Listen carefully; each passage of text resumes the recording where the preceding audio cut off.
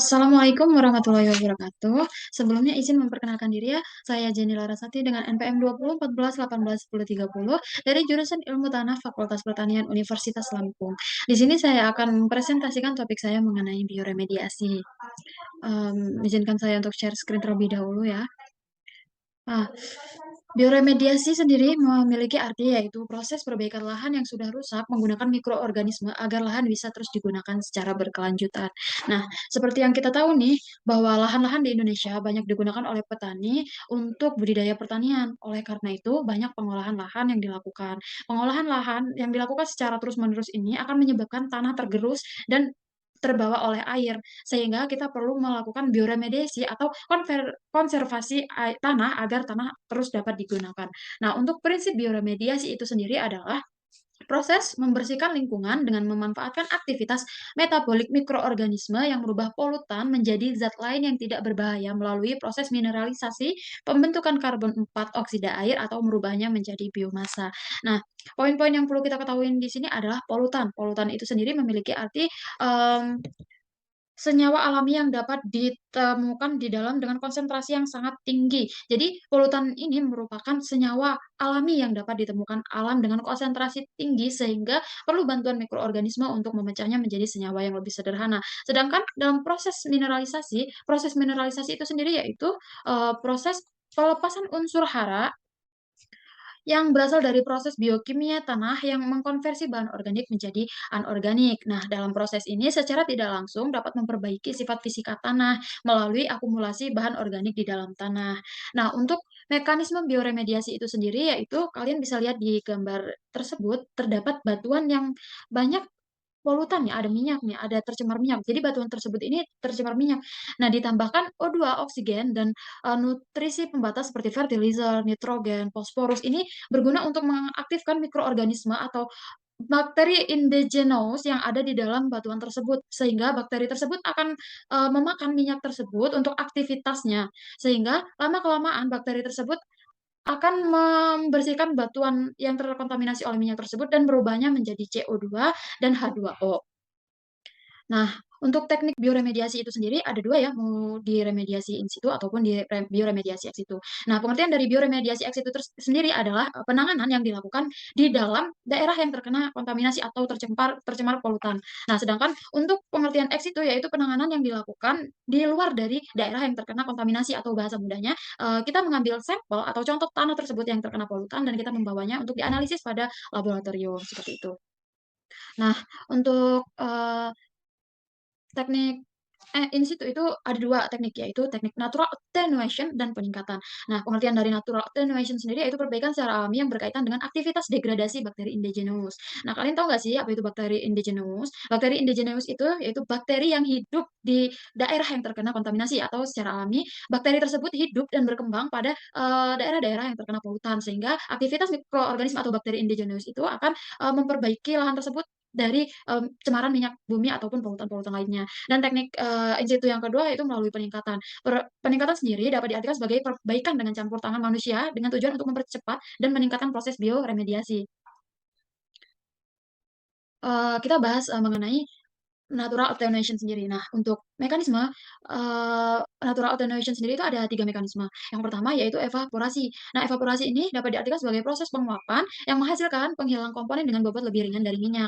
Nah, pada evaporasi ini bakteri yang semulanya, merubah senyawa, logam berat dari senyawa kompleks menjadi senyawa sederhana. Otomatis senyawa sederhana tersebut bobotnya lebih ringan dari minyak sehingga mudah menguap. Karena penguapan itu, minyak-minyak yang ada di daerah yang tercemar polutan tersebut akan menghilang. Nah, untuk mekanisme yang kedua yaitu fotooksidasi. Fotooksidasi ini terjadi ketika oksigen di bawah sinar matahari bereaksi dengan minyak, akan menyebabkan pemecahan senyawa kompleks menjadi senyawa yang lebih sederhana sehingga mudah larut dalam air. Nah, bedanya evaporasi dan fotooksidasi ini pada prosesnya ya, evaporasi itu mengalami mengalami penguapan sehingga dia ketika terdapat sinar matahari, dia dapat menguap secara langsung ke, atmosfer. Nah, untuk fotooksidasi ini senyawa tadi yang awalnya kompleks dan dirubah menjadi senyawa lebih sederhana, dia akan lebih mudah larut dalam air gitu. Dan proses yang ketiga ada biodegradasi. Biodegradasi itu melibatkan beberapa jenis mikroorganisme yang mampu mengoksidasi hidrokarbon minyak bumi. Nah, biodegradasi ini dari yang saya tangkap kan terdapat, bakteri indigenous yang ada di mekanisme natural attenuation ini dia ditambahkan dengan mikroorganisme lain sehingga akan membantu meningkatkan proses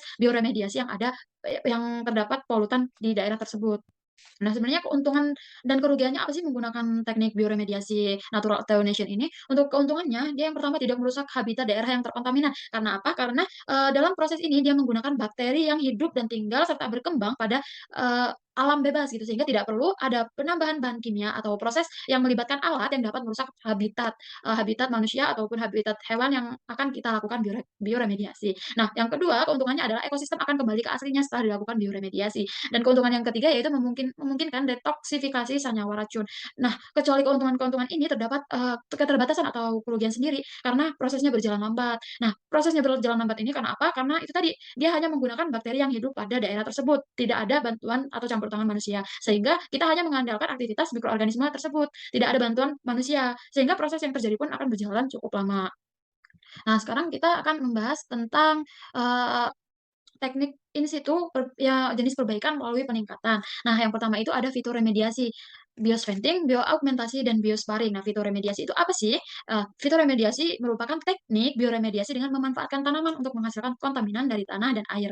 Nah, biosventing sendiri dapat diartikan sebagai menggunakan mikroba endogenous dalam mendegradasi kontaminan dengan menambahkan nutrisi serta penyuntikan oksigen. Jadi, pada teknik biosventing ini dia, menggunakan mikroba yang sama dengan natural alternation tadi, yaitu menggunakan mikroba atau bakteri endogenous dalam mendegradasi kontaminan.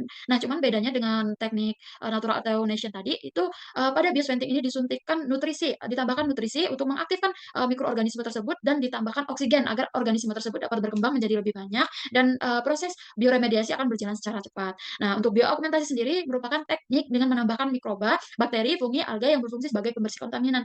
Sebenarnya untuk teknik bioaugmentasi dan biosventing ini beda ya, teknik bioaugmentasi ini hanya memfokuskan pada, penambahan, mikroorganisme. Jadi, konsentrasi polutan dengan mikroba yang hidup di sana itu lebih banyak, lebih tinggi konsentrasi polutannya, sehingga kita perlu menambah mikroorganisme agar, terjadinya bioremediasi itu berlangsung secara cepat, seperti itu. Nah, untuk teknik, perbaikan jenis biosparing ini dapat diartikan sebagai prosesnya mirip dengan bioaugmentasi, biosventing, namun, udara disuntikan pada zona zona jenuh. Nah, kita bahas, keuntungan dan kerugian dari teknik fitoremediasi ya, yaitu teknik dengan memanfaatkan tumbuhan. Nah, keuntungannya sendiri itu ada ekonomis. Kenapa ekonomis? Karena kita hanya, memanfaatkan tanaman, di mana kita dapat memelihara tanaman tersebut tanpa mengeluarkan, biaya yang mahal. Terus yang kedua ramah lingkungan, karena kita tidak menggunakan bahan kimia atau campur teknik-teknik lainnya. Keuntungan yang ketiga yaitu bisa diaplikasikan dalam skala besar, terus rendahnya biaya instalasi dan perawatan, melindungi struktur tanah, menjaga erosi dan pencucian logam, serta meningkatkan kesuburan dari tanah yang tercemar karena adanya masukan bahan organik. Jadi, tanaman yang kita gunakan untuk fitoremediasi tersebut, zat-zat atau polutan yang ada di dalam tanah tersebut yang awalnya, tidak subur, setelah kita lakukan fitoremediasi atau penanaman menggunakan pohon, akar-akar tersebut akan, menyerap eksudat gitu. Eksudat akar itu akan menyerap logam-logam, logam-logam berbahaya yang ada di dalam tanah dengan bantuan mikroorganisme. Nah, untuk teknik fitoremediasi ini sendiri, memiliki kerugian atau keterbatasan, yaitu yang pertama waktu pemulihannya cukup lama, serta toksitas dan tanaman. Terus, keterbatasan terakhir yaitu rendahnya pertumbuhan tanaman, karena mungkin ya, kenapa rendah pertumbuhan tanamannya karena, di dalam tersebut kekurangan, unsur hara gitu. Kekurangan unsur hara dan aktivitas mikroorganisme yang tinggi, jadi mikroorganisme itu fokus untuk membersihkan polutan yang ada di dalam tanah tersebut, sehingga untuk perkembangan tanaman tidak begitu diperhatikan. Nah, untuk teknik biosventing sendiri juga memiliki keuntungan dan kerugian sendiri nih. Untuk keuntungannya, yang pertama peralatan yang dibutuhkan sederhana dan mudah dipasang. Yang kedua menciptakan gangguan minimal, dapat digunakan pada area yang sulit diakses di bawah bangunan, membutuhkan perawatan yang singkat, tidak memerlukan perawatan yang mahal, serta dapat dikombinasikan dengan teknologi lain.